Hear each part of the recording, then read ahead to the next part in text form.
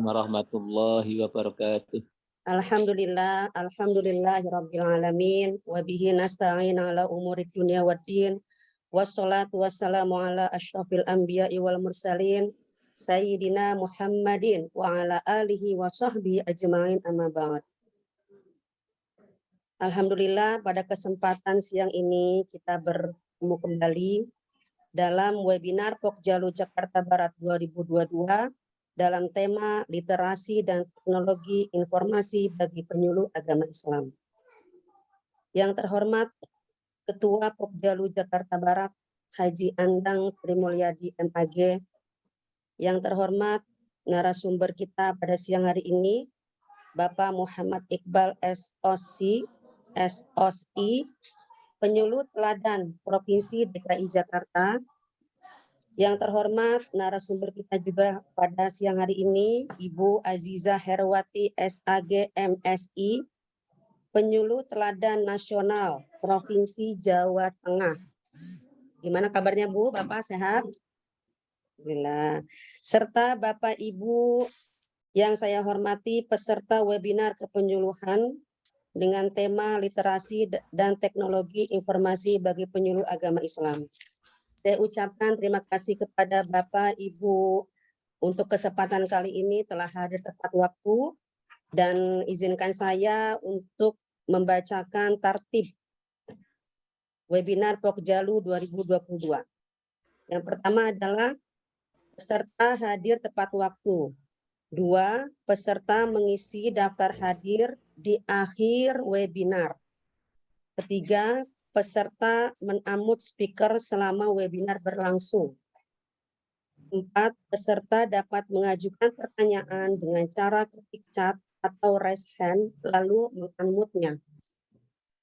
Baiklah Bapak Ibu yang terhormat, marilah kita mulai webinar kita pada hari ini dengan baca basmalah. Bismillahirrahmanirrahim. Selanjutnya sambutan dari Ketua Pokjalu Jakarta Barat, yaitu sekaligus membuka acara webinar Pokjalu Jakarta Barat 2022 yang akan disampaikan oleh Kiai Haji Andang Trimulyadi MAG. Kepadanya dipersilahkan. Assalamualaikum warahmatullahi wabarakatuh. Waalaikumsalam warahmatullahi wabarakatuh. Alhamdulillahilladzi hadana lihadza wa ma kunna linahtadiya laula an hadanallah. Wassalatu wassalamu ala sayyidina wa maulana Muhammad wa ali wa sahbi ajma'in, amma ba'du. Segala puji dan syukur kita panjatkan kepada Allah Subhanahu wa taala. Sholawat berserta salam kita sanjungkan kepada baginda Rasul Nabi kita Muhammad Sallallahu alaihi wasallam. Para peserta webinar yang saya hormati, alhamdulillah pada kesempatan yang sangat berbahagia ini kita dipertemukan oleh Allah dalam keadaan sehat walafiat, yang mudah-mudahan sehat ini menjadikan kita lebih giat dalam beraktivitas sehari-hari. Terlebih kita adalah keluarga besar Kementerian Agama. Dan kita berdoa mudah-mudahan melalui teman dan sahabat yang dari beberapa daerah nun jauh di seberang sana, semoga semuanya mendapatkan kebahagiaan dunia dan akhirat, kesehatan, kedamaian, dan kesentausaan hidup. Amin ya rabbal alamin. Amin ya rabbal alamin. Kita bersyukur hari ini akan mendapatkan beberapa sajian materi dari sahabat kita calon juara 1. Iyalah. Amin. Dari penyuluh Jakarta Barat. Mudah-mudahan Allah takdirkan. Amin ya rabbal alamin. Amin. Nah, karenanya bicara dakwah, bicara syiar, barangkali kita sama-sama berpegang pada sebuah ayat di dalam surat An-Nahl ayat 125. Ud'u ila sabili rabbika bil hikmati wal mau'izatil hasanah wajadilhum billati hiya ahsan. maka sistem dan cara dakwah secara garis besar Al-Quran memberikan 3 landasan, yaitu hikmah, mau'idhah hasanah, jadilhum billati ahsan. Barangkali kalau bicara hikmah, nah salah satu kata-kata hikmah itu adalah hari ini kita sedang harus kerjakan dengan berbagai macam cara. Bagaimana dakwah itu sampai ke relung hati semua masyarakat. Karena hikmah ini pula lah yang barangkali kalau dalam bahasa agama adalah sesuatu yang sangat tersimpan, mutiara indah yang tidak lekang karena waktu, tidak hancur karena zaman, dan terus berkembang dan berkembang. Dan itulah hikmah dalam dakwah, dalam syiar harus kita kembangkan. Karenanya melalui webinar ini semoga ketemu cara dakwah yang terbaik, yang pada akhirnya kita sebagai ASN memberikan sumbangsi terbesar dalam dakwah dan syiar umat Islam di Indonesia ini, di mana Islam yang rahmatan lil alamin mengajak serta umat dalam menjaga keutuhan NKRI dengan bingkai Pancasila dengan baju Islam ahli sunnah wal jamaah. Semoga acara ini bermanfaat buat kita bersama dan khususnya buat Kementerian Republik Indonesia, Kementerian Agama Republik Indonesia. Inilah yang kami dapat sampaikan. Al-Fakir mengucapkan Wallahul muwaffiq ila aqwamit thoriq. Wassalamualaikum warahmatullahi wabarakatuh. Mohon maaf Pak Andang, sekalian dibuka tadi sudah dibicarakan sambutan dan membuka acara webinar. Silakan.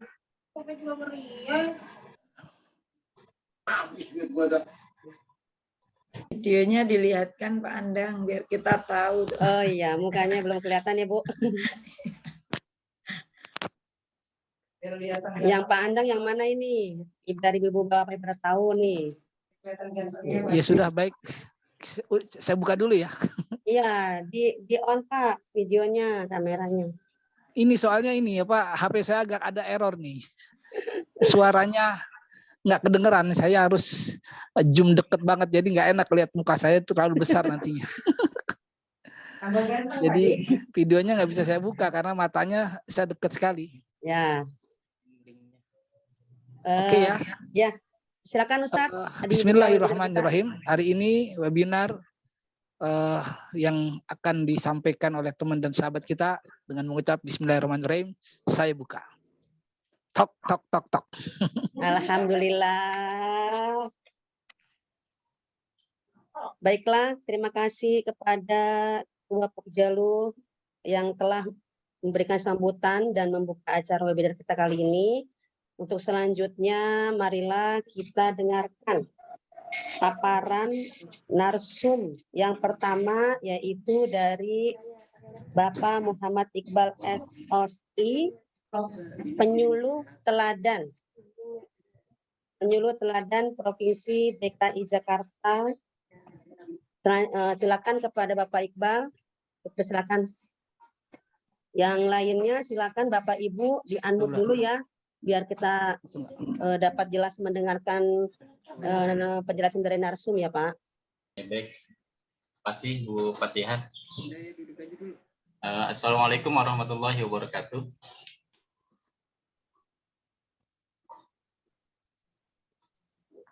Alhamdulillahirabbil alamin wassalatu wassalamu ala asyrofil anbiya wal mursalin wa ala alihi wa sahbihi ajmain, amma ba'du. Rabbi shrah li sadri wa yassir li amri wahlul 'uqdatam min lisani yafqahu qawli. Yang sama-sama kita hormati Ketua Pokjalu Jakarta Barat dan juga yang kami banggakan rekan kami, rekan Nita Bu, saya biasa manggilnya Mbak Haja ya, Mbak Hera di Jawa Tengah. Alhamdulillah bisa berkenan ya, bisa hadir, bisa berpartisipasi di kegiatan program Pokjalu Jakarta Barat.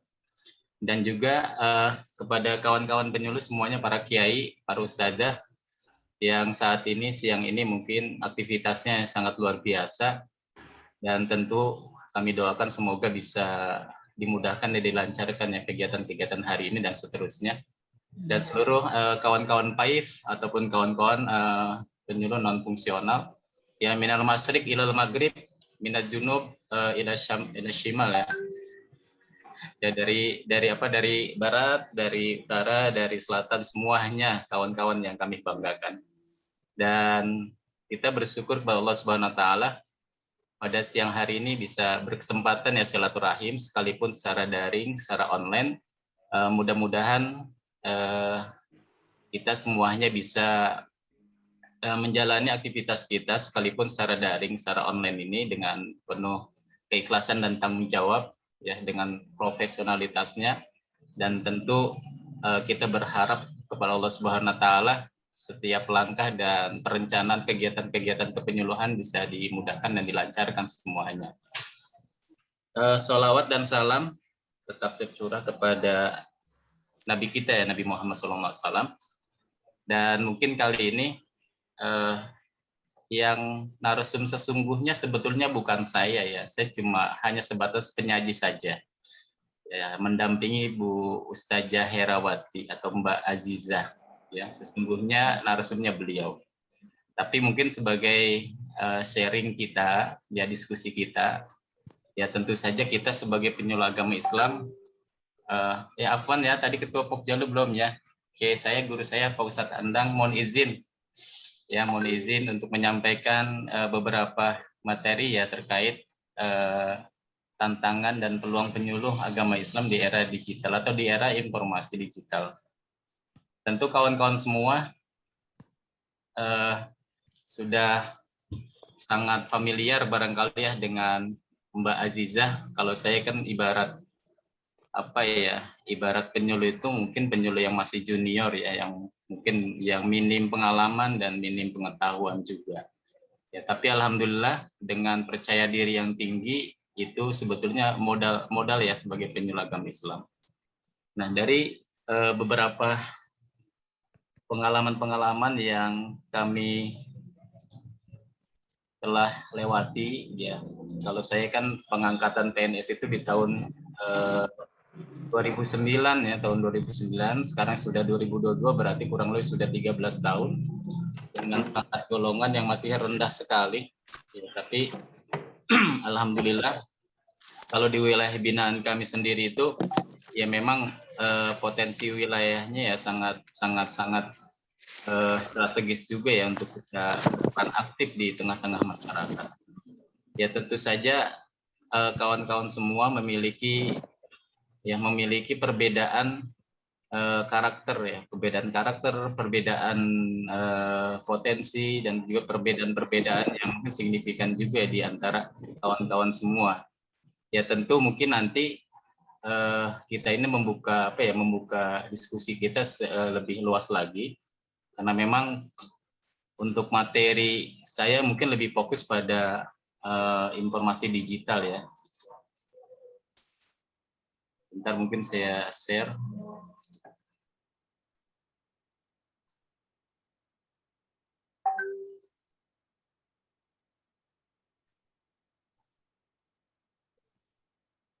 Ya.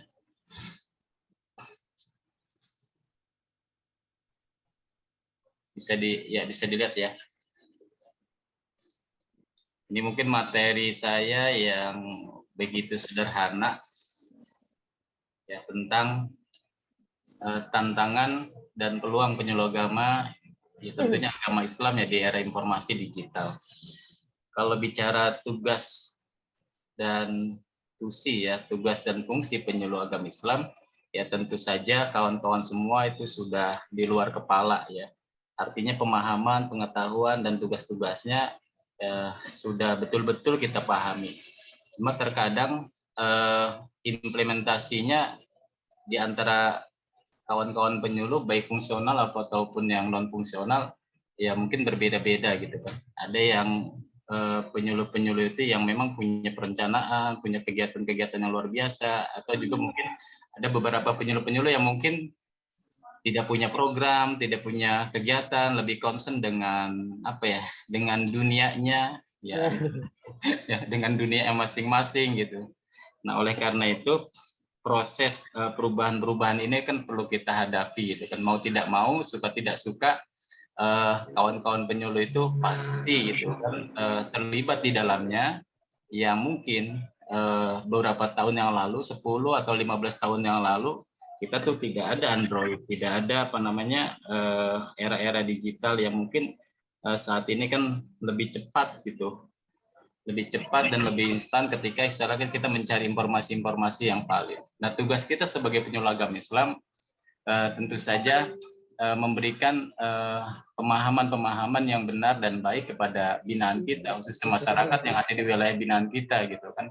Kalaupun misalkan kita tidak menyiapkan itu dan kita tidak pernah gitu ya menambah pengetahuan kita, gitu kan, tidak pernah apa namanya mengupgrade gitu kan kompetensi kita, skill kita, ya maka kita akan tergerus dengan apa ya perjalanan waktu yang mungkin begitu cepat gitu kan. Di era yang mungkin sekarang sudah bukan 4G lagi ya, mungkin sudah 5G ya, sudah di apa namanya eranya era industri bukan 4 lagi ya, sudah 5 kalau tidak salah gitu ya. Nah, oleh karena itu bagi penyuluh itu kan memang kalau dari sisi tantangan, memang tantangannya sangat luar biasa ya. Contoh kecil saja ketika ada persoalan yang memang hadir di tengah-tengah kita gitu kan, dan kita sebagai konselor di tengah-tengah masyarakat kita gitu kan, ketika misalkan ada orang tua yang datang berkonsultasi gitu kan ke kita gitu kan sebagai penyuluh, ya menanyakan gitu kan tentang persoalan-persoalannya, baik persoalan keagamaan, persoalan rumah tangga, persoalan macam-macam lah gitu kan, dan semuanya itu ya tidak terlepas dari apa ya, dari problem-problem yang memang problem-problem yang sudah menjadi apa ya, menjadi problem hampir setiap orang itu mengalaminya gitu kan. Contoh mungkin ketika seorang remaja gitu kan yang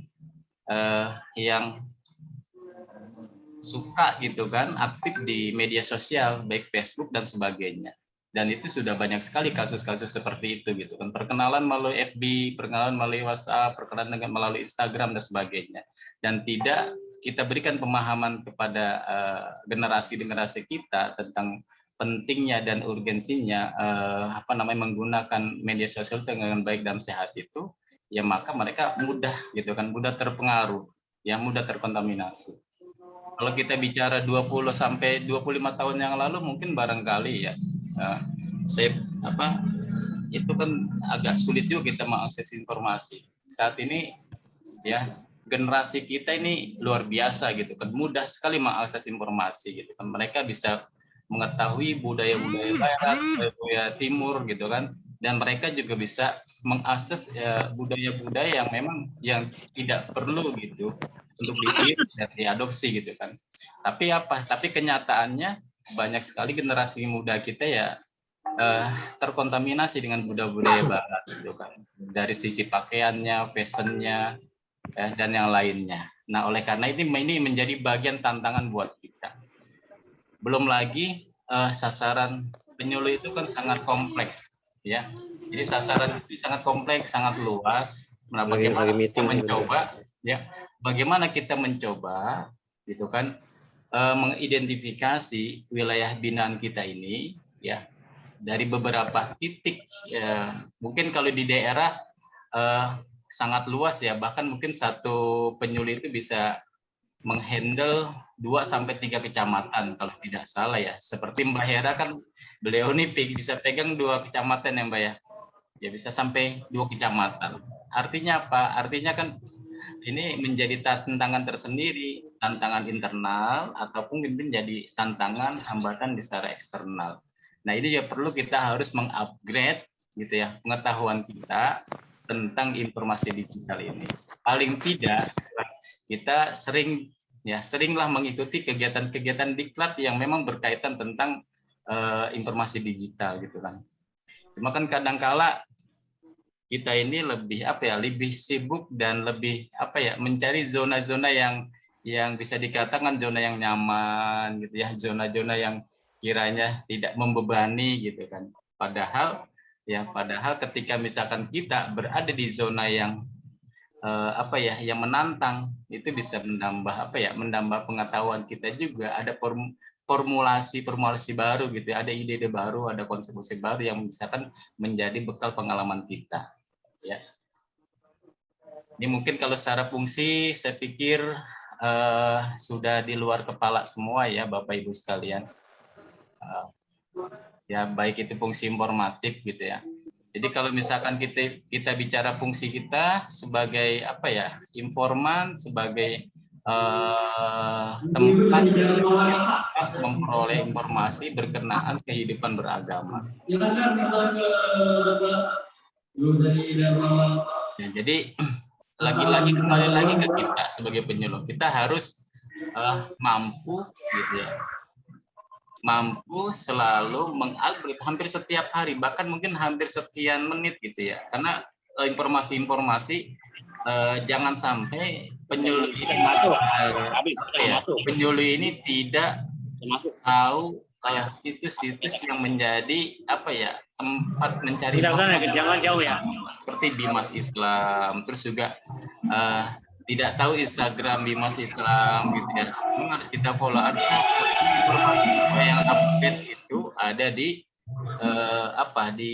di website Kementerian Agama. Ya, apalagi Kementerian Agama ini beberapa tahun yang lalu, kalau tidak salah 2019 atau 2020 itu sudah bekerja sama dengan Kementerian Kominfo ya, Kementerian Komunikasi dan Informasi. Artinya apa? Artinya penyuluh ini menjadi apa ya, punya peluang besar juga gitu kan. Apalagi kawan-kawan kita yang non fungsional ya, yang mungkin sebentar lagi akan menjadi bagian tetap kawan-kawan fungsional gitu ya. Cuma mungkin dari regulasi yang ada hanya berbeda tipis-tipis juga gitu kan.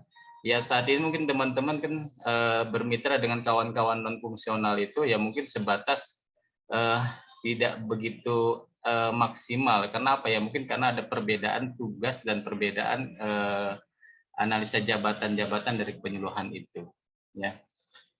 Terus lagi kalau bicara fungsi edukatif, ya bisa dikatakan penyuluh ini adalah sebagai seorang guru gitu kan, sebagai seorang pendidik gitu. Hampir benar-benar penyuluh ini harus memiliki pengetahuan-pengetahuan tentang keguruan, memiliki pengetahuan tentang dunia konseling, ya, dunia advokasi dan sebagainya. Artinya semakin ke depan ini ya tantangan-tantangan penyuluh baik di internal ataupun di eksternal semakin luar biasa. Ya, mau siap tidak siap, mau tidak mau kita harus senantiasa apa ya, jangan sampai kita ini penyuluh dianggap dan dinilai sebagai garda terdepan ya, ujung tombak.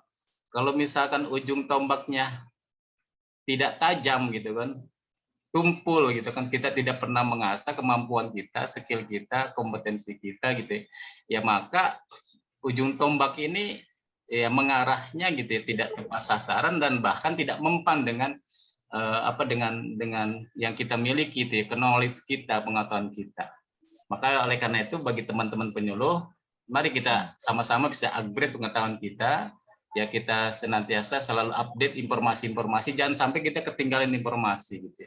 Dan alhamdulillahnya selama kami mendampingi kawan-kawan penyuluh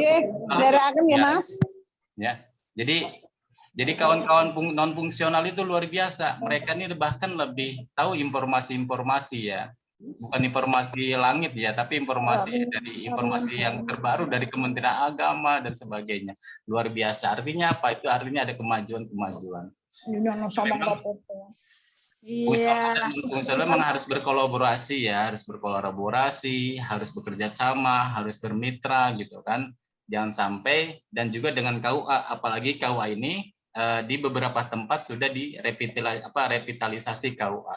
Artinya apa? Ya KUA ini bertransformasi ke pelayanan lebih modern, ke arah digital gitu kan. Gitu. Lanjut. Mungkin saya nggak lama ya Ibu-ibu sekalian, hanya beberapa menit saja nih. Nah, apa sih yang menjadi faktor pendukung dan penghambat gitu ya? Salah satunya adalah faktor penyuluh agama ya, jumlah dan kualitas personal dan kompetensi digital. Jadi salah satu penghambat itu jumlah. Kalau jumlah dan kualitas itu. Kalau kita melihat data yang ada di Kementerian Agama di bidang penerangan agama Islam, hampir kita ini punya kekuatan penyuluh itu hampir kurang lebih 50.000 ya, baik fungsional ataupun non fungsional.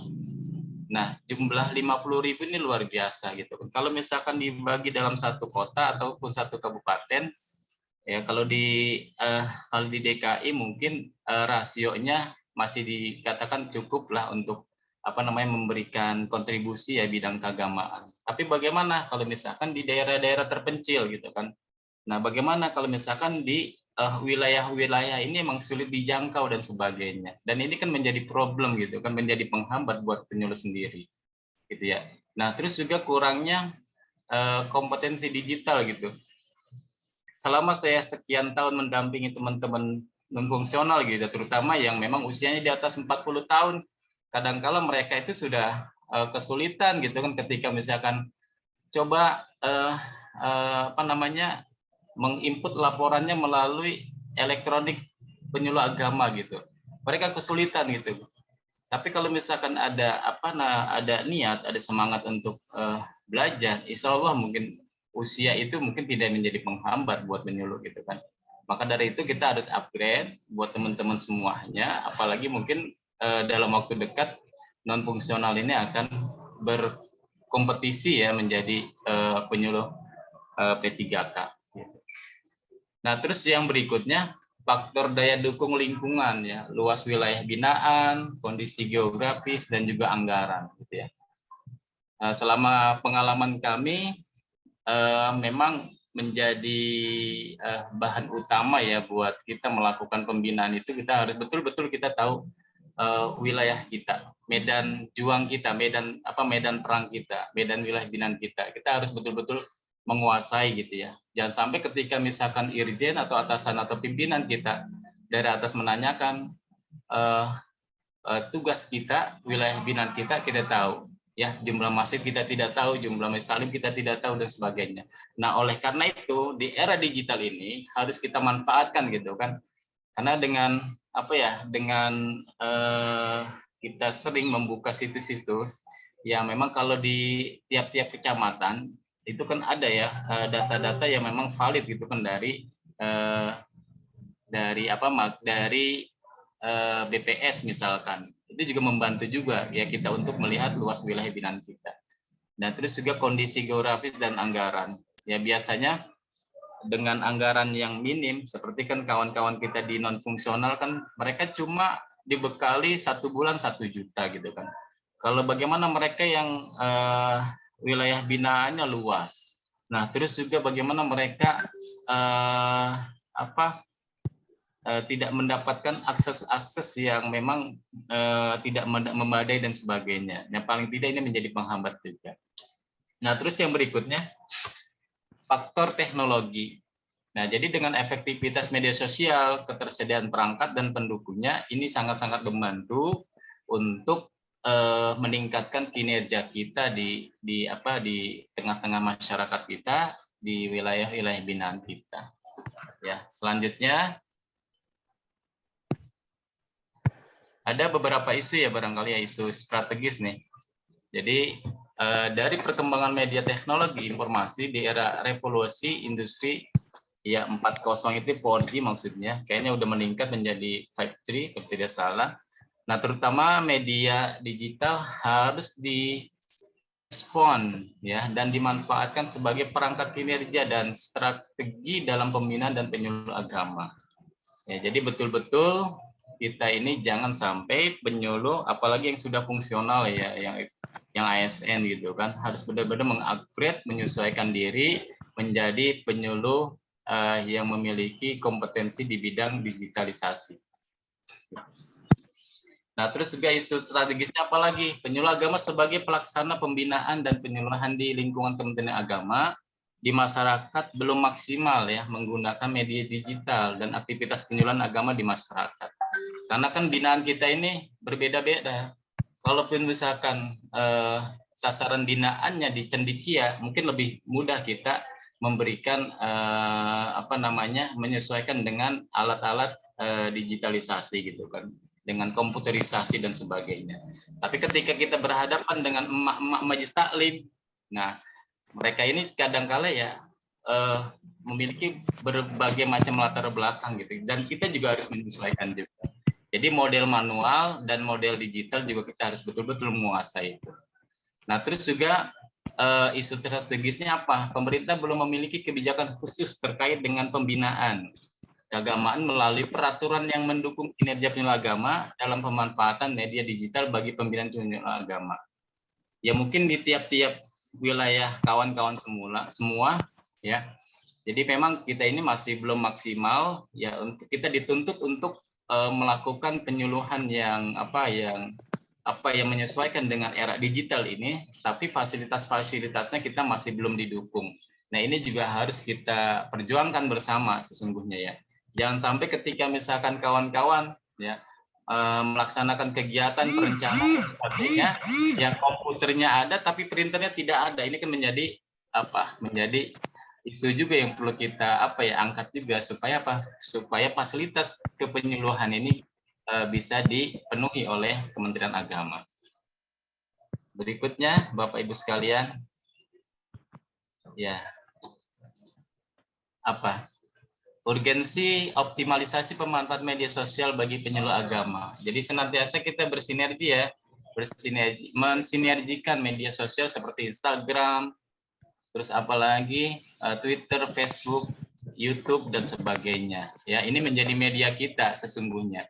Ya, jadi memang seharusnya mungkin kita boleh ya mengusulkan, artinya ada anggaran-anggaran yang memang untuk memenuhi kuota-kuota kita kan, untuk mempermudah juga. Ya, perlu juga itu diajukan dong.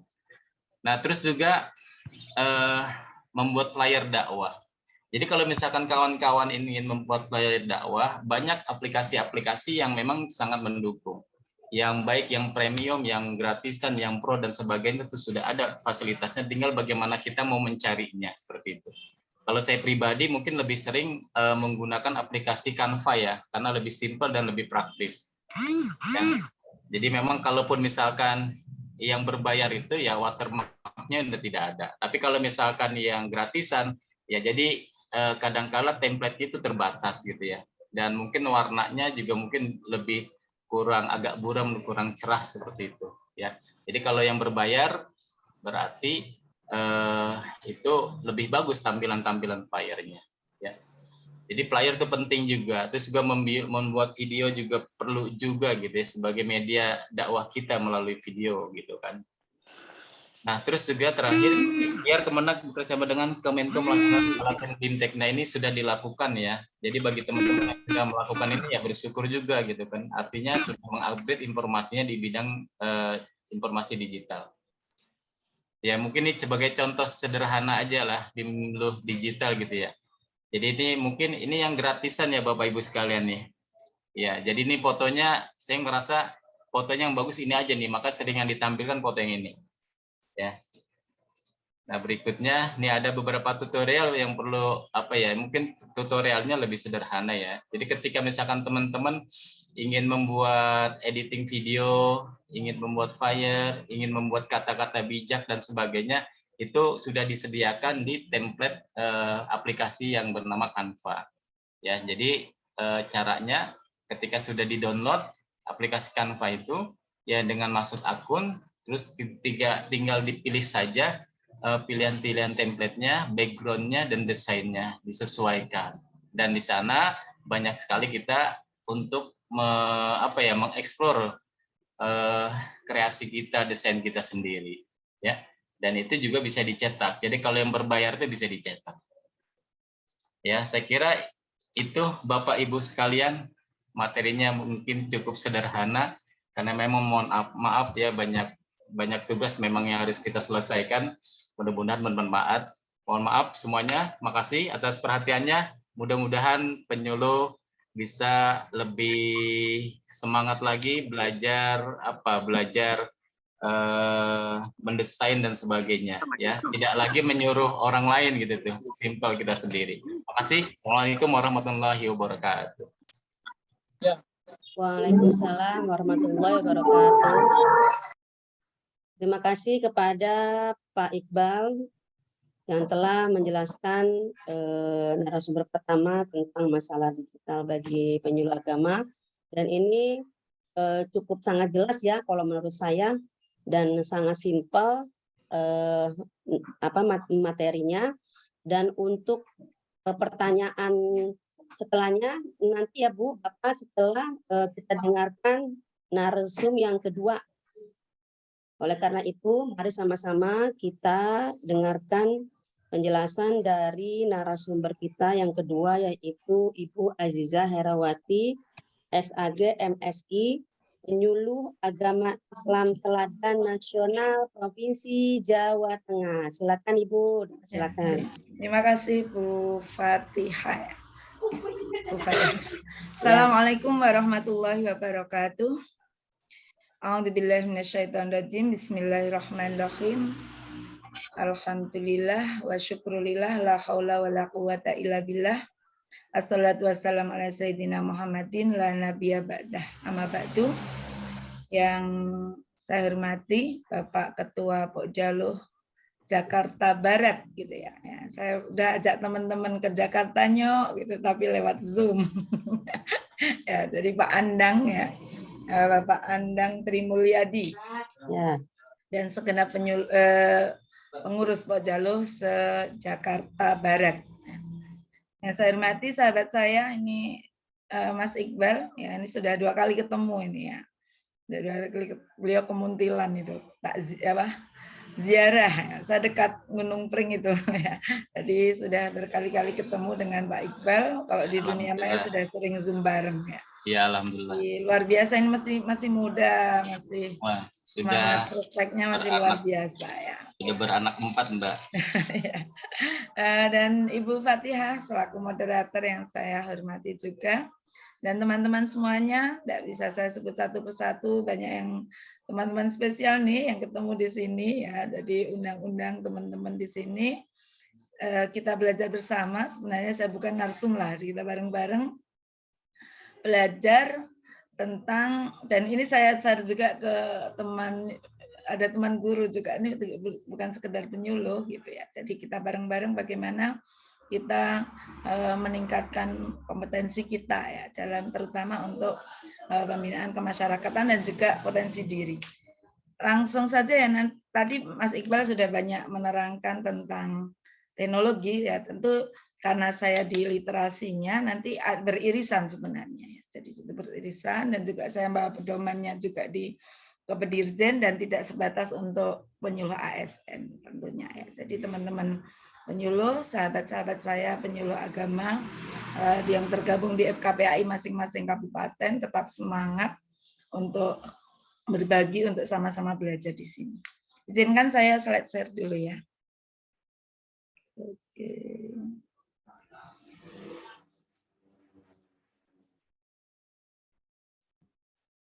Bisa dilihat ya. Oke. Jadi kemarin sempat bingung juga sih saya mau ngomong apa sama Mas Iqbal ya. Jadi beliau request-nya di tusinya, tapi memang saya banyak sebagai penyuluh yang tua, yang sudah lama di penyuluh ya, saya angkatan 2005, sudah 17 tahun di penyuluh, tentu sudah punya PR besar untuk bagaimana kita tidak sekedar bisa bicara gitu ya. Jadi tentu bicara itu sudah sebuah keniscayaan bagi seorang penyuluh. Maka harus ambil di potensi yang kita punya, terutama untuk literasi yang biasa sekarang memang marak, terutama sejak ada pandemi ya, kita banyak sekali di rumah dan mengembangkan potensi lewat literasi dan juga teknologi. Kemudian kita langsung masuk ke yang kedua. Ya ini ya saya sampaikan di literasi. Ya ini biar nggak saya tulis di judulnya. Jadi ini saya sampaikan di ini. Sebelumnya kita ta'aruf, mungkin sudah banyak yang kenal dengan saya. Saya dari Magelang ya. Jadi saya dari Magelang, Kabupaten Magelang itu Jawa Tengah. Dekat sekali dengan Candi Borobudur ya, ikonnya Magelang kan itu ya. Dan saya bertugas di 2 kecamatan ya. Memang kami 21 kecamatan hanya ada 16 penyuluh fungsional. Ya. Jadi kami ada beberapa teman 5 orang yang mendapat 2 kecamatan. Kebetulan saya 2 kecamatan yang sebenarnya beriringan tapi kulturnya sangat jauh berbeda. Di Mertoyudan itu di perkotaan dan ini yang punya Kemenak, ya, jadi sangat dekat dengan kantor Kementerian Agama, ada di jalan nasional. Ya. Kemudian yang Candi Mulyo ini di lereng Merbabu, medannya cukup menantang. Saya sering bilang negeri antah berantah. Gitu. Jadi di titik-titik tertentu tidak ada sinyal. Gitu. Oke, bisa kunjungi Facebook saya banyak aktif juga di Facebook untuk menyimpan tulisan dan juga foto tentunya. Ya. Cara cerdas menyimpan foto biar nggak hilangkan di Facebook dengan dilampiri cerita. Gitu. Oke, langsung masuk ke ini ya. Jadi ini yang populer sekali sebenarnya apa sih literasi? Gitu. Literasi itu kan sebenarnya secara umum singkat gitu ya, kemampuan menulis dan membaca. Tapi tentu masa kita sama dengan anak kita, gitu ya, sekedar membaca dan menulis ya. Di situ ada, ya, namun lebih dari itu ya, kemampuan individu untuk menggunakan segenap potensi dan skill yang dimiliki dalam hidupnya. Jadi bukan sekedar menulis dan membaca. Di era pandemi kan kita banyak sekali kenal itu ya, literasi, ada 6 dasar, ini tidak usah saya jelaskan, nanti bahasa Jawanya saya jujuk aja di bidang saya ya, di literasi baca tulis ya. Jadi ini PR besar penyuluh juga ya. Jadi di situ ada literasi yang lain, ada 6 ya, baca tulis, numerasi, sains, yang tadi disampaikan Mas Iqbal itu literasi digital, yang saya pun dituntut untuk itu ya. Semua dituntut untuk itu. Termasuk dalam menularkan, menyampaikan literasi baca tulis ini sekarang juga sudah tidak semua hard ya, tidak semua hard dalam bentuk cetak, tapi juga di bentuk-bentuk digital ya. Jadi kita bisa posting tulisan pun di media digital.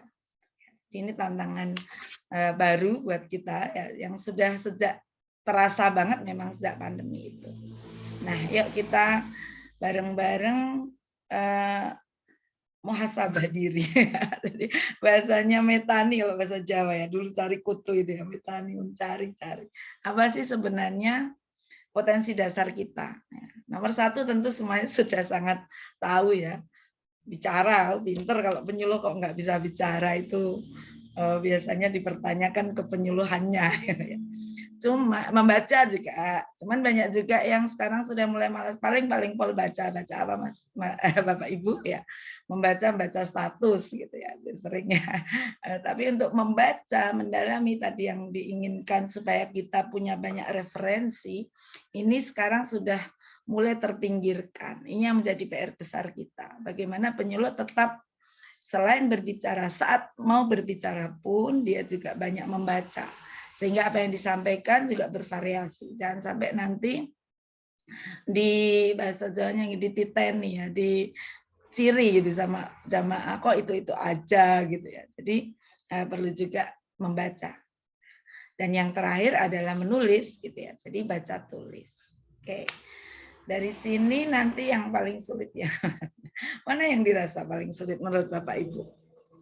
Mana coba kalau di unmute semua. Yang paling sulit yang mana? Bicara atau menulis?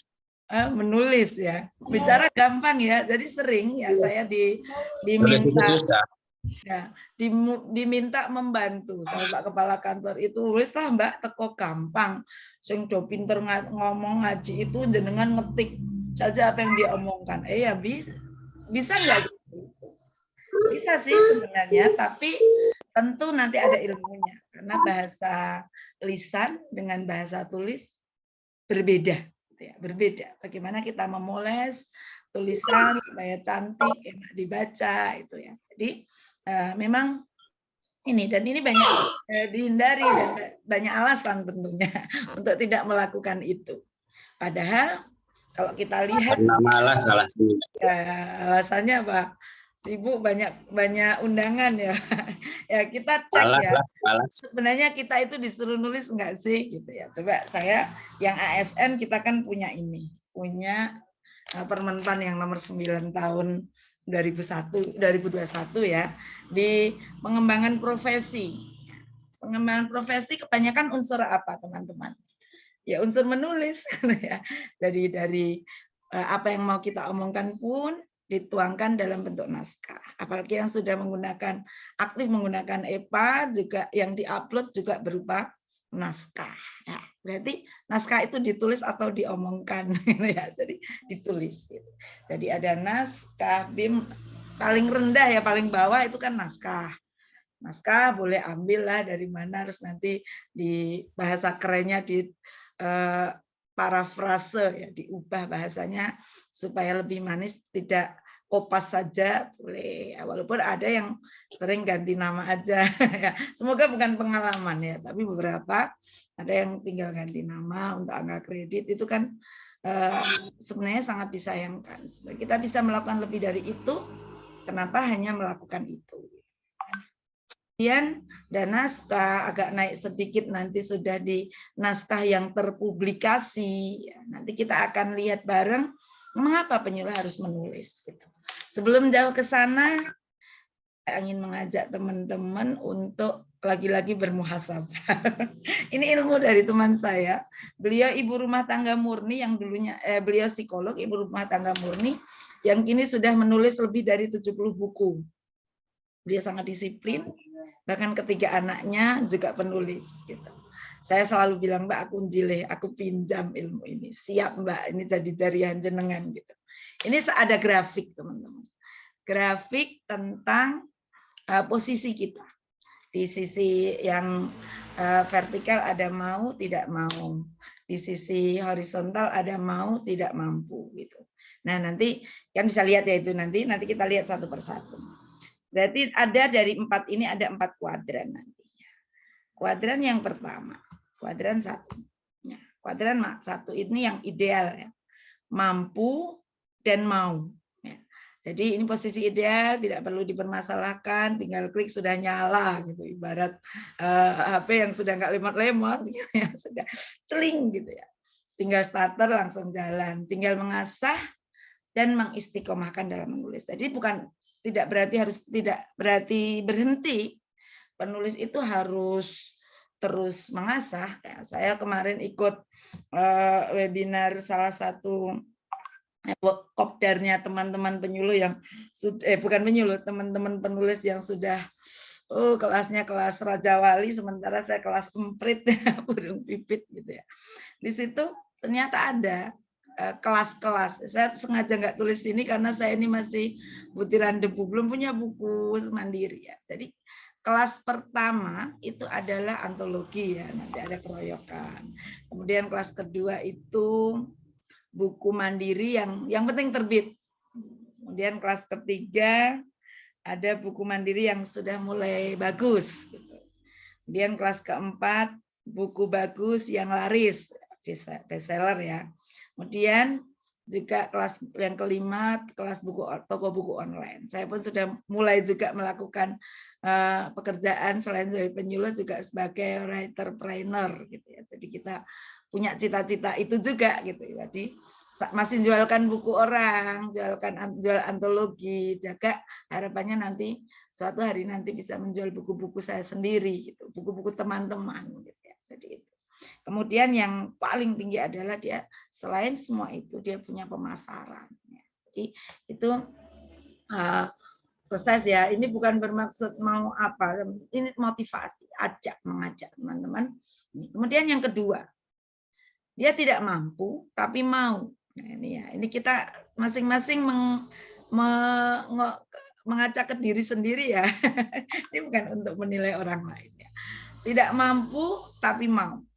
Ada kemampuan itu sudah modal, tapi mau saja tidak cukup. Dia harus didongkrak agar mau menulis. Ya, jadi itu niat itu butuh tindakan untuk mendapatkan hasil yang memuaskan. Dan jangan lupa teruslah konsisten, semangat menulis. Jadi niat mau saja nggak cukup, ya, dengan mau jajan tapi nggak jajan-jajan. Ya. Oke, yang ketiga mampu tapi tidak mau. Kebalikan ya dari tadi ya. Modal mampu itu luar biasa. tapi ada kemampuan tanpa kemauan, ya percuma. Ya. Sebagaimana kuadran 2 tadi, harus terus diasah supaya seimbang antara kemauan dan juga kemampuan. Kemudian yang keempat, ini yang paling parah ya.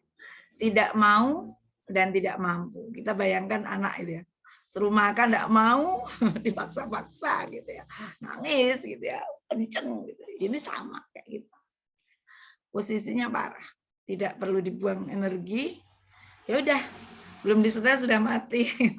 Jadi kan ngeri banget gitu ya. Masuk penyuluh segininya gitu ya. Oke, sekarang mengapa kita menulis? Jadi di banyak sekali quote ya, kalau dengan lihat di googling aja motivasi menulis, mesti nanti banyak muncul. Saya pilih-pilih itu. Jadi di situ ikatlah ilmu dengan menulis, dengan tulisan. Ketika sebuah karya selesai ditulis, maka pengarang tak mati. Ia baru saja memperpanjang umurnya lagi. Ini kata penulis Helvitiana Rosa. Menulis adalah pekerjaan untuk keabadian. Ini sangat populer dari Pramudia Anantatur. Kita sebagai Muslim ya, menulis itu perintah Al-Quran dan juga As-Sunnah. Juga melanjutkan kebiasaan ulama terdahulu untuk melestarikan ajaran Islam. Tadi juga mengikat ilmu, meninggalkan jejak, memperpanjang umur. Ya. Jadi kenapa memperpanjang umur? Saat kita sudah tiada, kita sudah berkarya. Ya. Bahkan ada quote ekstrim dari teman-teman teman-teman penulis itu, kalau ada wala tamutunna illa wa antum muslimun, jangan sampai kita itu mati kecuali sudah menulis, kecuali sudah menulis. Gitu. Belum meninggal, yang akan kita tinggalkan kan itu. Kita lihat ulama-ulama terdahulu itu luar biasa. Teknologi nggak seperti sekarang kok, kitab sebegitu banyak bisa mereka tuliskan dengan runtut, itu kan luar biasa. Sementara kita disediakan teknologi yang luar biasa, masih banyak alasan untuk tidak menulis. Nah ini ya, ini yang paling populer surat pertama ya yang kita diterima oleh Rasulullah. Menulis adalah salah satu titah Al-Quran ya. Jadi di situ sebelum Al-Falaq itu ya yang Iqra. Kenapa ada Iqra? Ya berarti di situ kan ada yang ditulis, ada nun wal qalami wa ma yasturun. Ini bukan karena IPM ya, ini kan slogannya Ikatan Pelajar Muhammadiyah itu. Nun wal qalami wa ma yasturun. Jadi ini titah Al-Qur'an, menulis, membaca itu sinkron. Satu, nanti ada penegasan di sini bahwa ya ini sabda Nabi ya. Jadi tulislah di situ ada, enggak perlu panjang-panjang, nanti saya share materinya. Nah ini intinya bahwa membaca dan menulis itu paket komplit. Jadi di firman Allah yang pertama turun Iqra bismi rabbikal ladzi khalaq itu. Jadi menulis, membaca dan menulis adalah pekerjaan yang mencerminkan luas dan dalamnya ilmu. Kalau mau nulis ya baca gitu ya. Ya, jadi kalau nggak banyak membaca, tentu tulisannya hanya mupeng-mupeng. Ya. Sulitnya bikin KTI teman-teman kan, karena kadang kita nggak sempat membaca. Hanya main tempel-tempel aja. Kemarin Bu Yoni juga sama senior saya itu, Profesor Ainun itu. Kita sering hanya menjahit. Menjahit itu apa? Ya nempel-nempel aja. Gitu ya. Jadi ini berdasarkan definisi di atas, disimpulkan, kesimpulannya nggak menyimpulkan, akhirnya mubeng lagi, dan itu harus dipelajari. Saat kita banyak membaca, insya Allah itu akan lebih mudah. Kemudian, nah ini menulis adalah wujud syukur dan terima kasih kepada para pendahulu. Ya, kita lihat sejarah bagaimana Al-Quran itu dibukukan, gitu ya. Jadi Umar bin Khattab sebagai inisiator, Zaid bin Sabit sebagai eksekutor, Abdullah bin Amr selaku eksekutor juga, dan pemangku kebijakan saat itu Umar bin Abdul Aziz adalah fasilitator.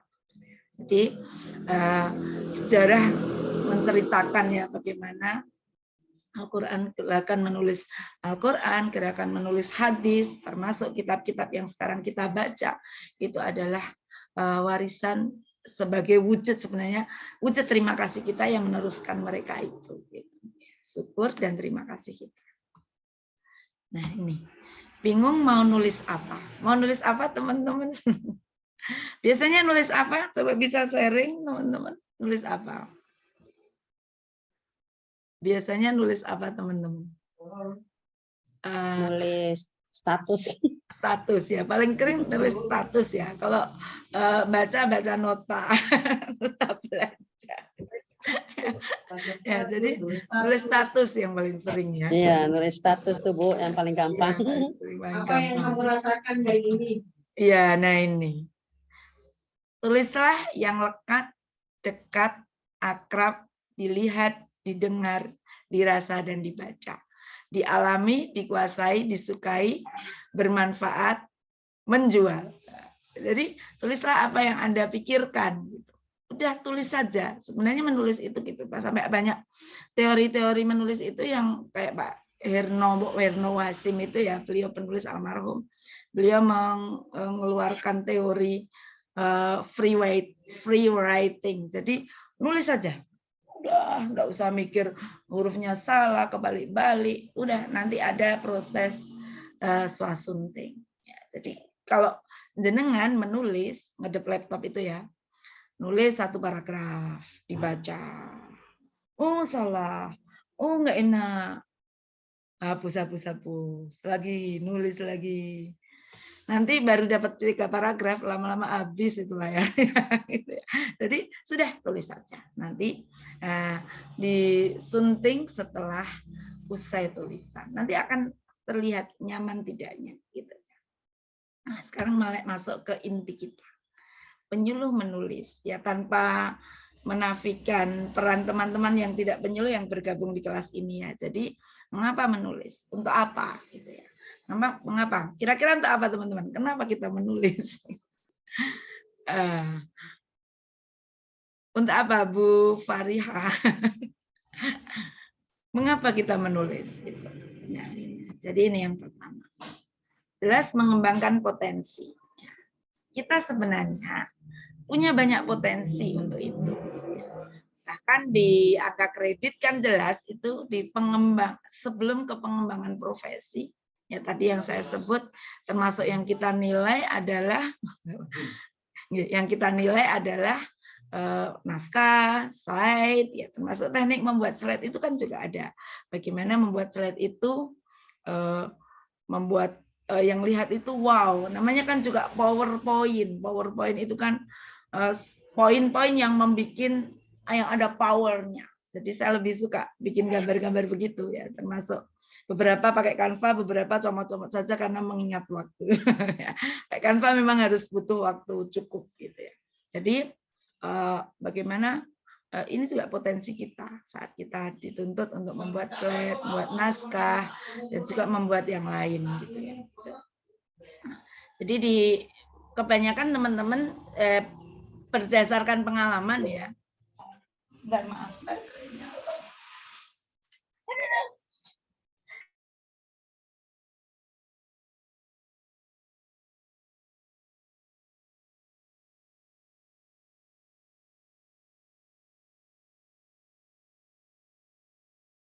Sembari nunggu Ibu Aziza Herawati, bagi Bapak Ibu yang ingin bertanya mengenai materi siang ini, boleh langsung ketik di chat Zoom-nya ya Bapak Ibu ya. Itu sudah di-share oleh narasumber pertama, materinya di chat Zoom.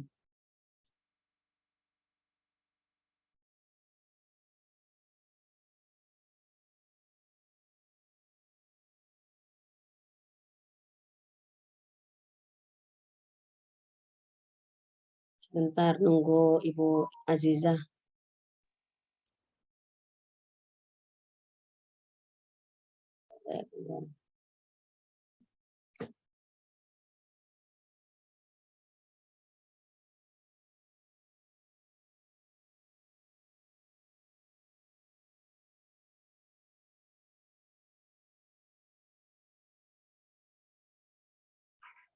Sembari nunggu Ibu Aziza Herawati yang lowbat katanya laptopnya lagi dicas dulu. Silakan Bapak Ibu yang mau bertanya tinggal ketik chat di WA tersebut. Atau silakan mau sharing dulu di sini mengenai webinar literasi digitalisasi dan teknologi informasi bagi penyuluh agama Islam. Silakan Pak, Ibu. Ini biasanya dari penyuluh luar Jakarta nih yang banyak sekali binaannya tadi dari Ibu narasumber kita satu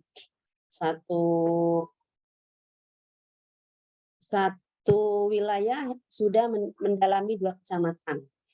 Kalau bagi saya di sini kebetulan saya bertugas sebagai penyuluh agama Islam fungsional KUA Palmerah Jakarta Barat. Saya sendiri Bu, penyuluh fungsionalnya ditemani oleh 8 PNP di sini. Ada 8 kecamatan dengan 8 PNP dan saya sendiri. Silakan Bapak Ibu kalau mau ada yang sharing di sini dan ditanyakan, monggo Pak.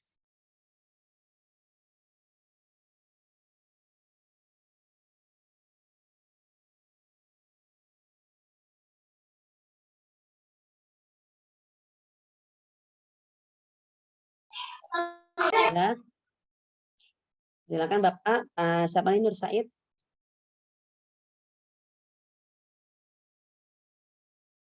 Pak Iqbal tadi mana ya? Yang narasumber pertama nih. Hadir. Hadir.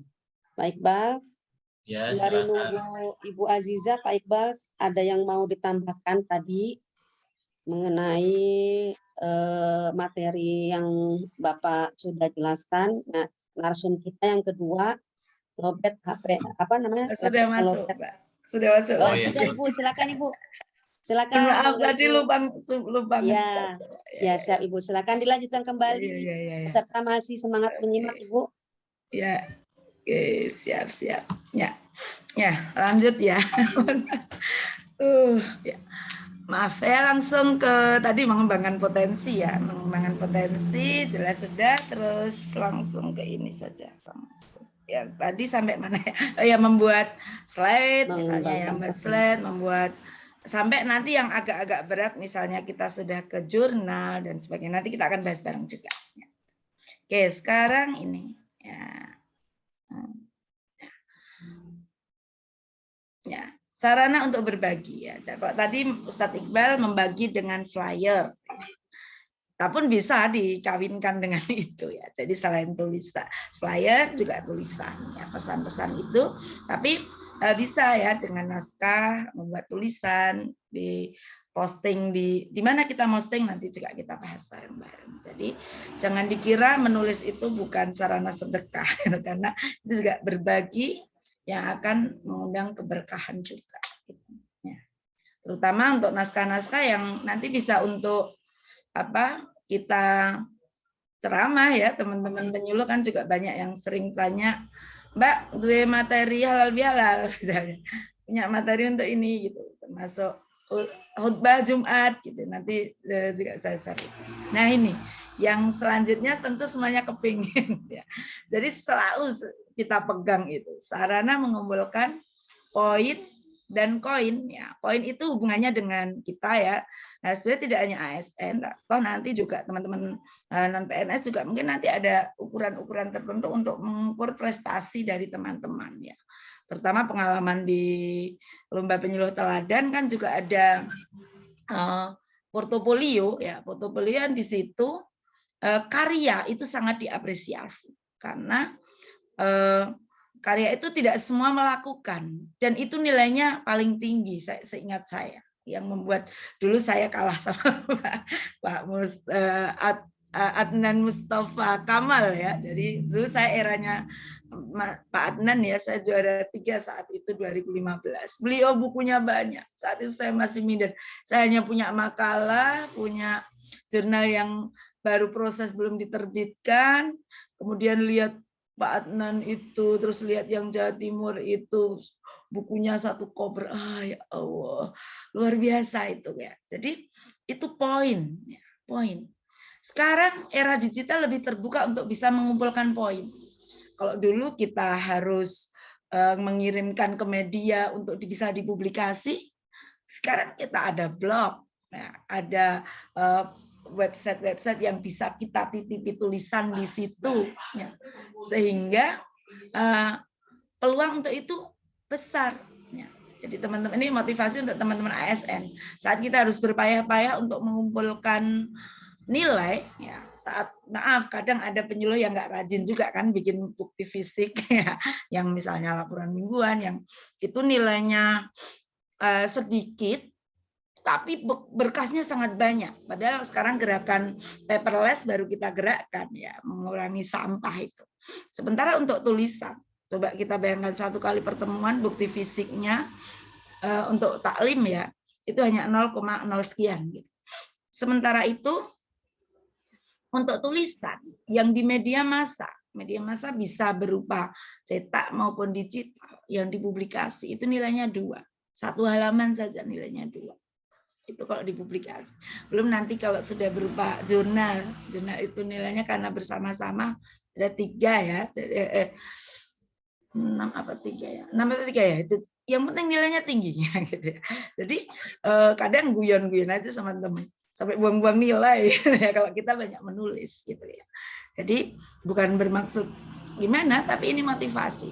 Kita berlelah-lelah dahulu ya, nanti bersenang-senang kemudian. Jangan pas sudah deadline ngumpulin berkas kita mau gimana biar dapat segini, biar sampai turah-turah gitu bahasa Jawanya. Dan yang tidak kalah penting ya cuan itu ya, koin itu. Sekarang udah nggak pada mau koin ya, maunya cuan yang merah-merah itu.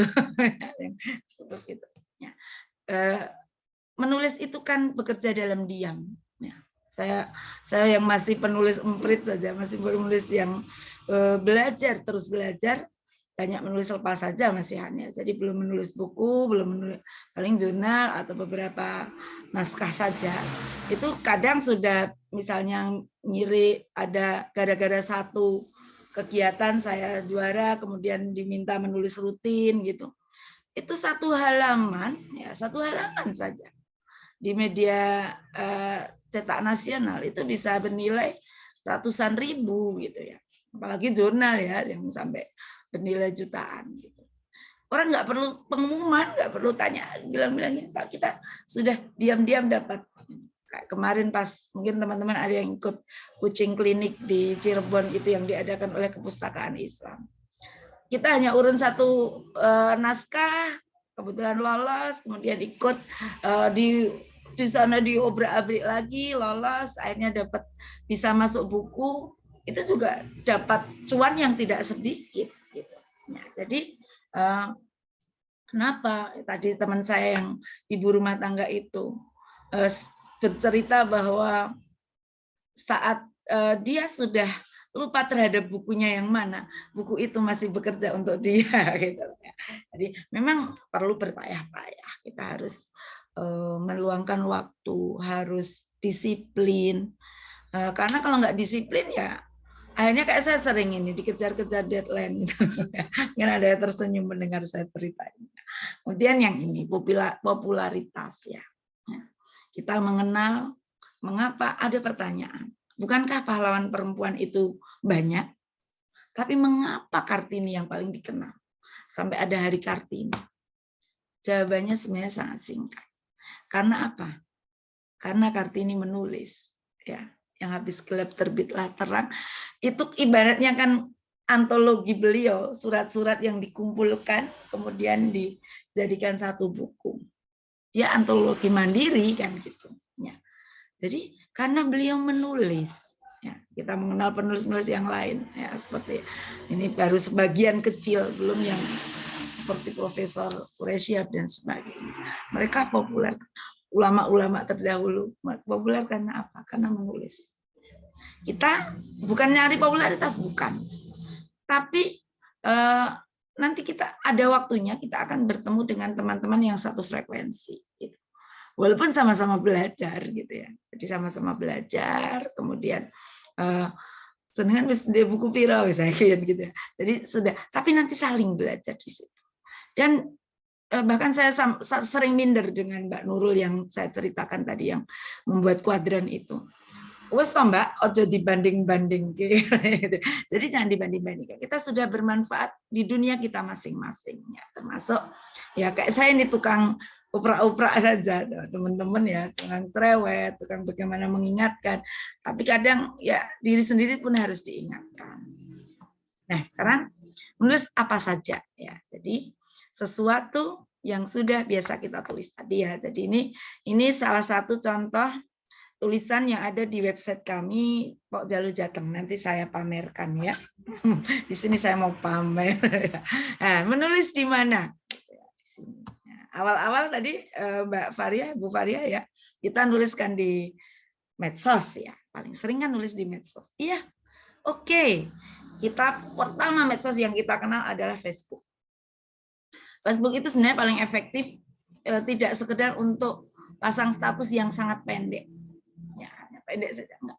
Tapi saya sekarang menggunakan untuk latihan menulis sejak awal. Saya menjadikan itu ajang latihan menulis. Misalnya saya menulis kemarin hari santri, ya, saya kan 2 kecamatan. Saya nulis ketika harus berbagi. Ya, di situ catatan dari terus sini satunya totalitas tanpa batas. Selain tulisan saja, di situ juga foto-foto tersimpan rapi di situ. Ya, itu salah satunya. Nanti dipoles lebih manis lagi, dibuat ala narasinya dipoles sedikit, bisa kita kirim ke blog-blog seperti ini. Yang paling populer kan dulu saya berangkat dari Kompasiana. Sekarang setelah membuat web sendiri, ya saya ngisi web kami ya ini. Ini salah satu ikhtiar dari Pok Jalu Jateng ya. Ini saya kalau ada teman-teman Jateng, saya tadi juga pamit dengan teman-teman tim redaksi bahwa Moderanisia ini adalah wadah dari kami Pok Jalu Jateng. Kami ada departemen baru, kebetulan saya ketuanya departemen literasi, kemudian yang satunya lagi departemen media. Media itu yang suka bikin flyer-flyer, itu rutin seminggu sekali kita tayang. Nah, di situ nanti teman-teman bisa buka di moderanisia.com ya, Majeng Ramah Berakhlak itu slogan kami. Kami rapat rutin juga sepekan sekali kalau pas nggak pada sibuk gitu ya. Di situ kita evaluasi. Nah, dari situ ini wadah untuk apa? Satu, khutbah Jumat, ada khutbah Jumat. Di situ kita posting seminggu sekali 2 bahasa. Siapa yang menulis? Kita jadwalkan ya. Jadi ada jadwal surat resmi dari Pok Jalu Jateng.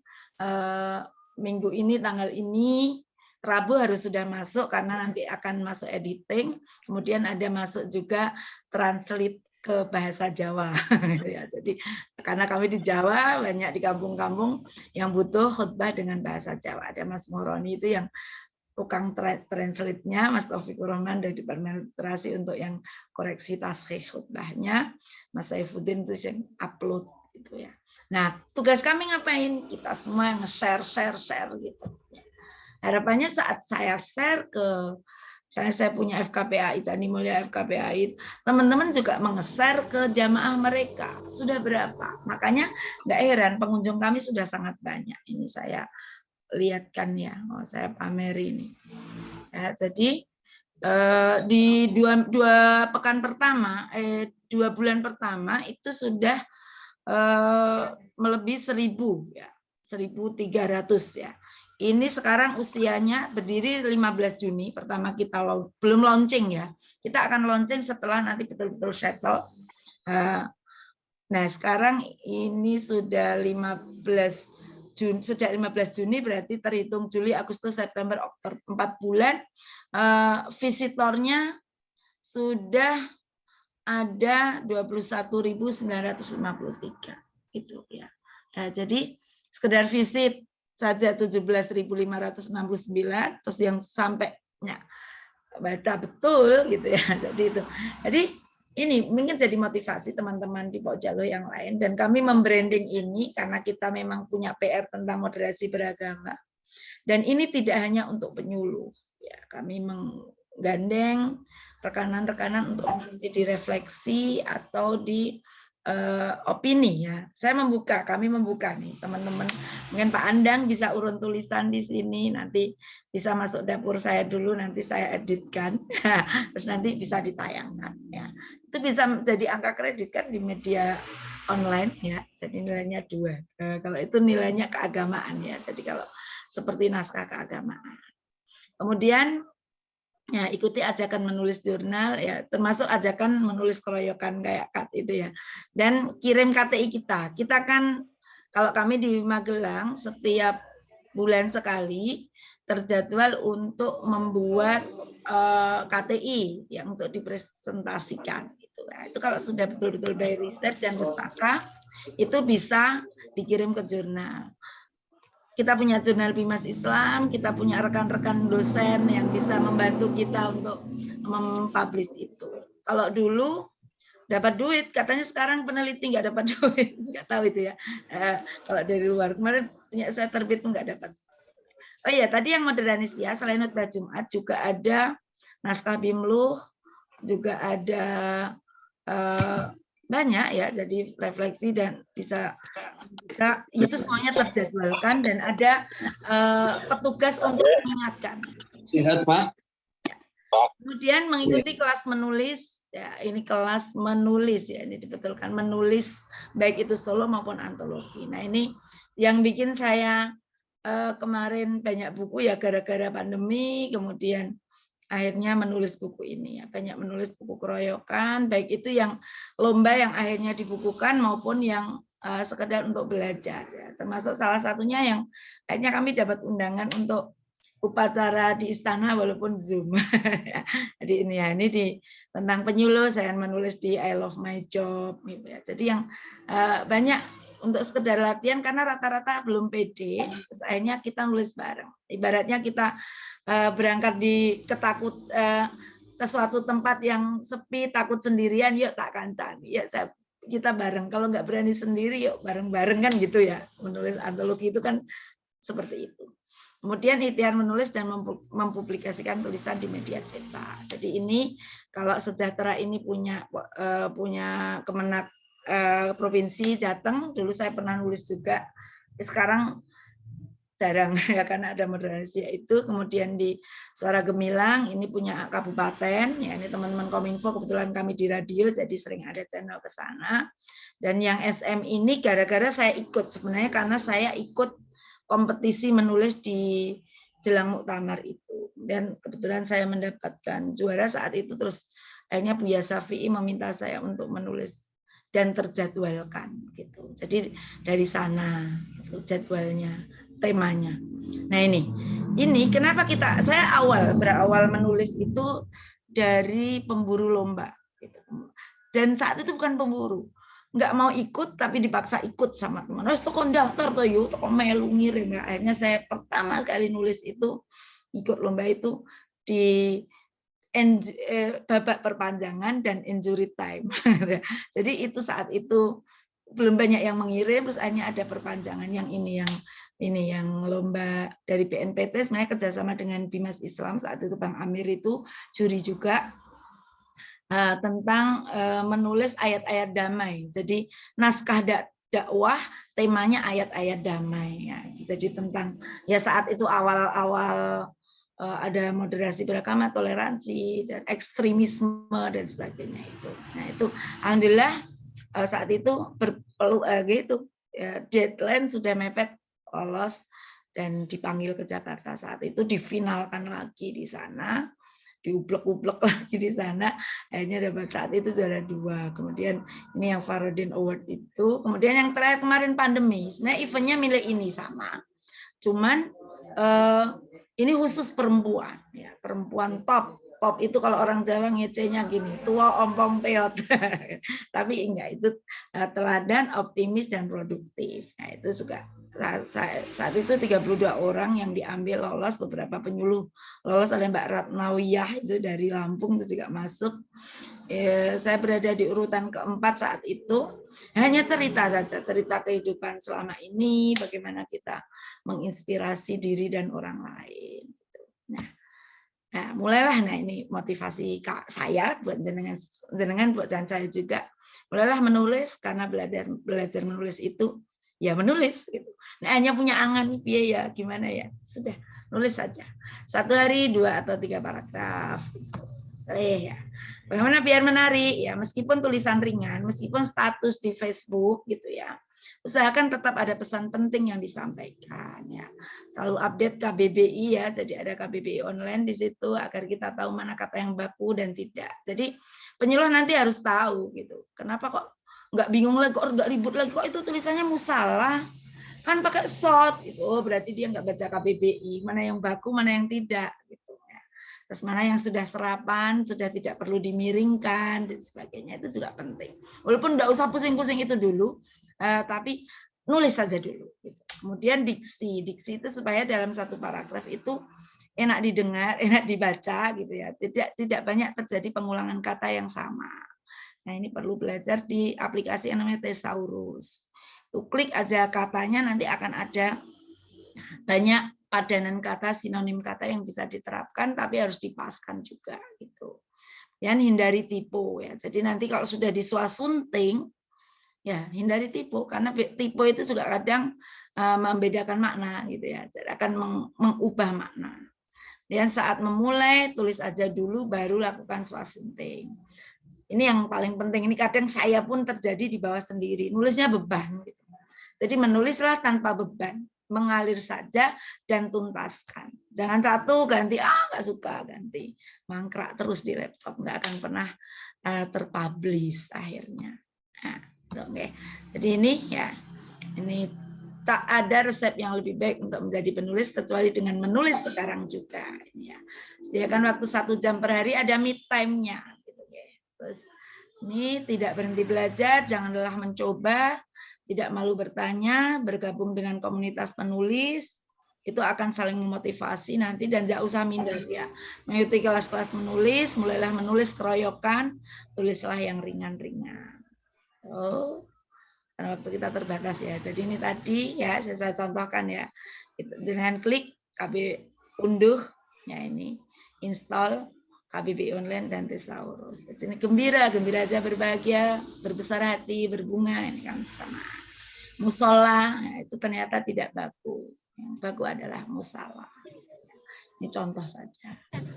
Terus IED ya, jadi mana sederhana, misalnya kita kalau sudah sering ikut komunitas itu, kita akan pas kalau turun tulisan ngirim ke blog gitu, teman yang edit nggak terlalu kasihan gitu ya. Misalnya yang harus disambung dengan tidak, misalnya di rumah itu harusnya dipisah, bukan di rumah.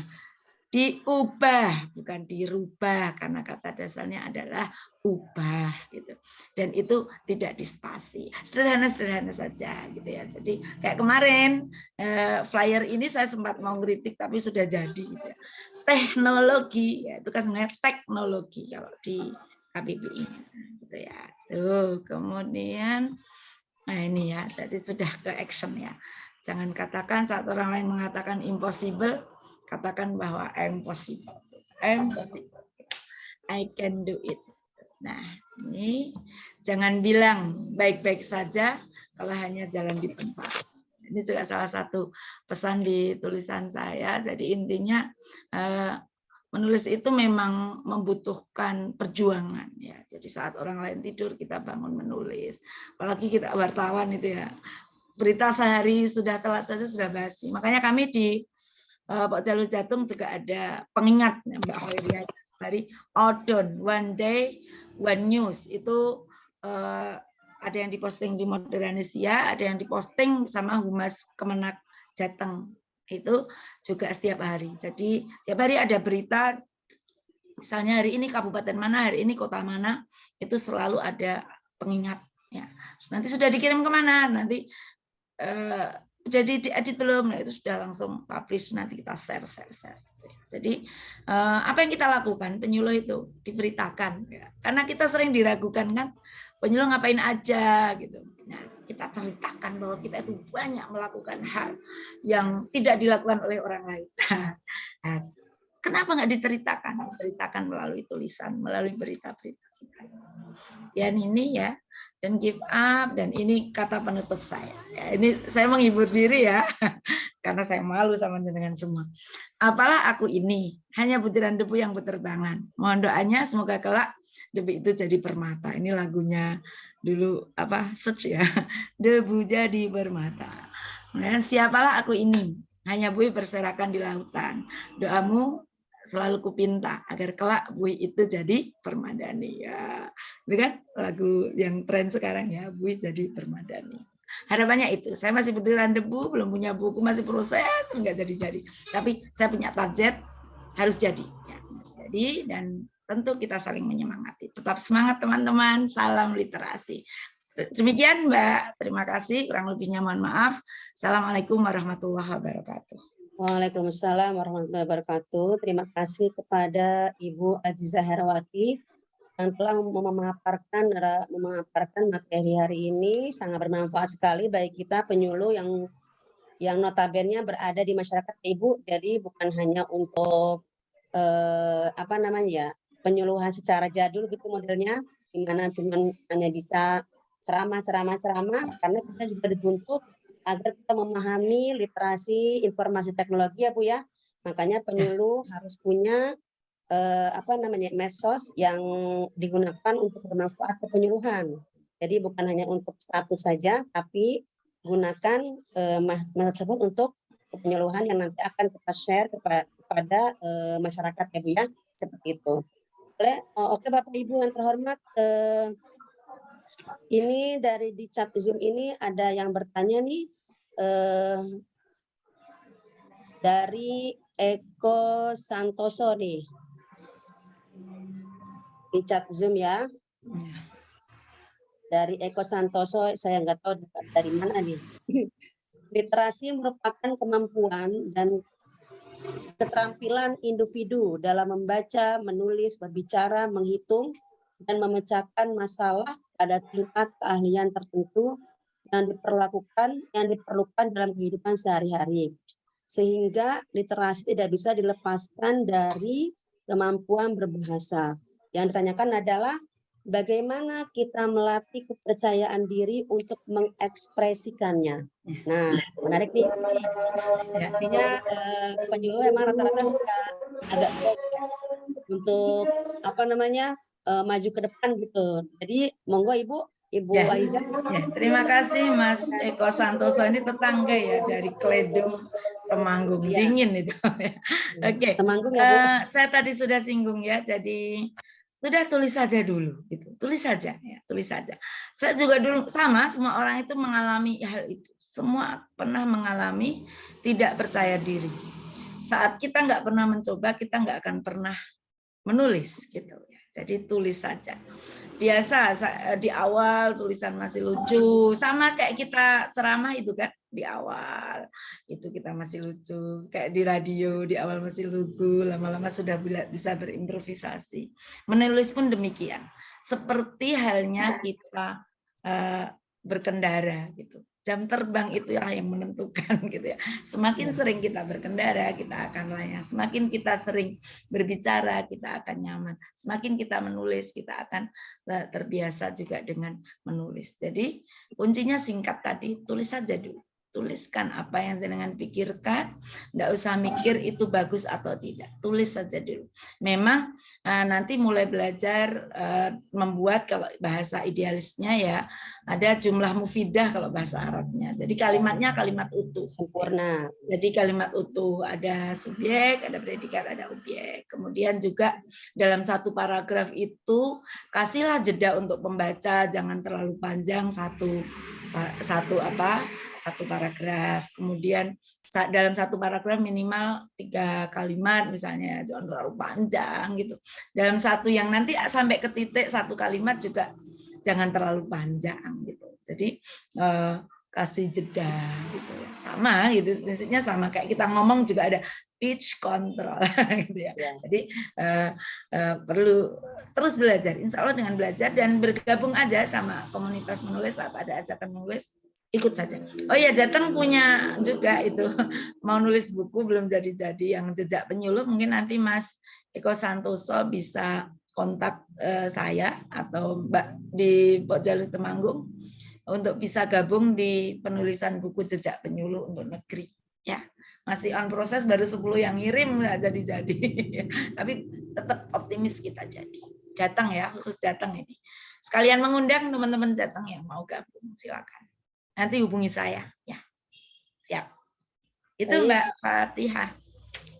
Ya, baik Ibu Aziza, terima kasih jawabannya. Mungkin juga sama dengan seperti saya. Kadang kalau mau menulis itu perlu percaya diri kali Bu ya. Iya. Sedangkan menulis ya Bu ya. Jadi Ya, untuk tulis saja. berbicara di depan forum itu harus percaya diri gitu. Dengan Sama kayak kita mau ceramah kan? betul Ibu. Sama dengan ceramah. Jadi kalau memang tidak dimulai dari sekarang, otomatis nggak akan berani Bu ya. Jadi Iya. percaya diri itu harus sangat dioptimalkan sekali. Baik, mungkin Bapak Ibu ada yang mau sharing sedikit sebelum saya tutup. Tadi kalau nggak salah ada yang raise hand nih Bu, dari Pak Jamaludin. Mana tadi Pak Jamaludin ya? Mana tadi raise hand ya? Pak Jamaludin udah ada raise hand tadi tuh. Silakan Pak Jamal kalau sudah on, dihidupkan.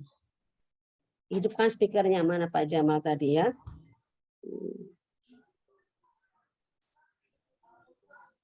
Hilang ini Mbak. Hilang ya, nggak ada ya. Silakan monggo yang. Ya barangkali Pak Iqbal mau menambahkan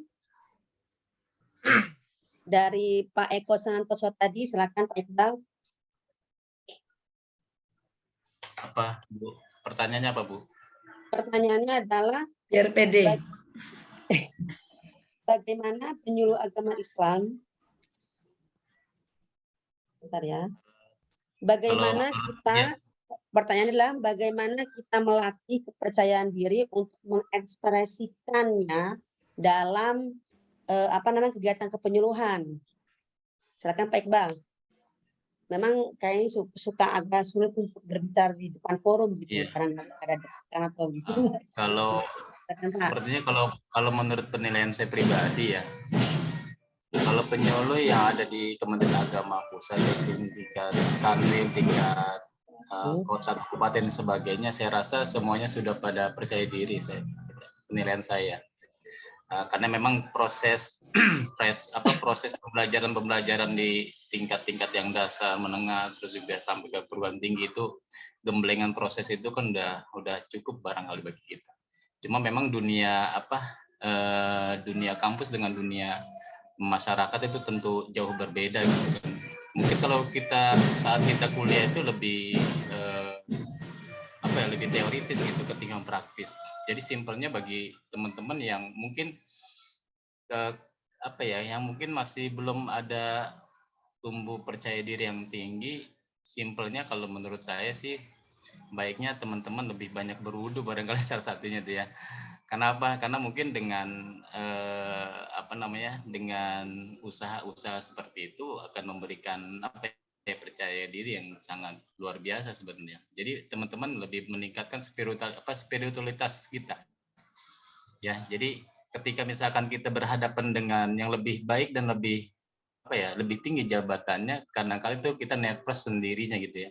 Padahal sesungguhnya itu ya virusnya itu ada di dalam diri kita sendiri, dan kita sendiri yang mungkin bisa menghilangkan itu gitu tuh. Jadi buat teman-teman ya contoh kecil salah satu ketika misalkan teman-teman diminta untuk mengikuti kegiatan seleksi penyuluh dan hampir sekian persen, mungkin di atas 50% tuh teman-teman tuh banyak yang menolak mengikuti kegiatan penyuluh teladan gitu ya. Itu salah satunya. Kenapa ya? Karena sebenarnya bukan tidak percaya diri, mungkin ya lebih banyak itu karena nggak mau mencari zona-zona yang zona yang penuh tantangan gitu kan, luar biasa gitu. Bahkan saya sendiri itu tidak hanya sekali yang mengikuti kegiatan penyuluh teladan, ya beberapa kali gitu. Jadi artinya buat teman-teman cobalah istilahnya menguji kemampuannya itu ya. Kalau misalkan belum pernah mengikuti penyuluh teladan itu belum menjadi penyuluh yang sejati menurut saya.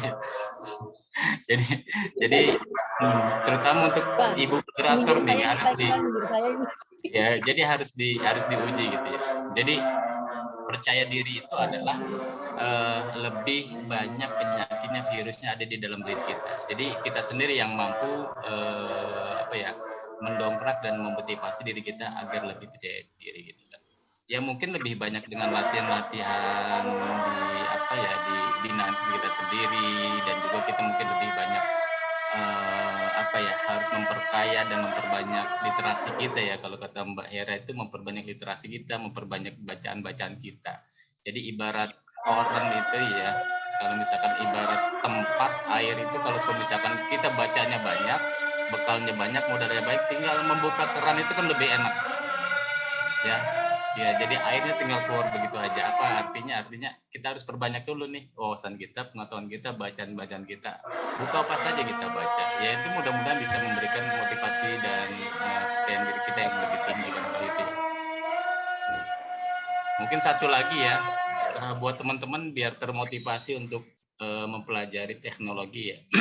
Karena sebenarnya media itu kan bisa kita jadikan sebagai media dakwah gitu ya. Bukan arti metode ceramah, metode diskusi, metode dialog. Jadi dengan metode media dakwah, media flyer, media digital itu sebenarnya bisa dijadikan juga sebagai alat untuk berdakwah dan memberikan penyuluhan kepada anggota dan masyarakat kita seperti itu. Itu ya Bu Fat ya. Makasih. Ya. Oke, terima kasih kepada Pak Iqbal yang sudah memberikan penjelasan dari pertanyaan Pak Iqbal tadi, juga kepada Ibu Aziza Herawati yang sudah menjelaskan panjang lebar dan motivasi baik kita sebagai penyuluh agama Islam tetap percaya diri untuk menulis dan untuk berbicara di depan forum. Pak Iqbal tadi kalau belum maju sebagai penyuluh teladan belum jadi penyuluh.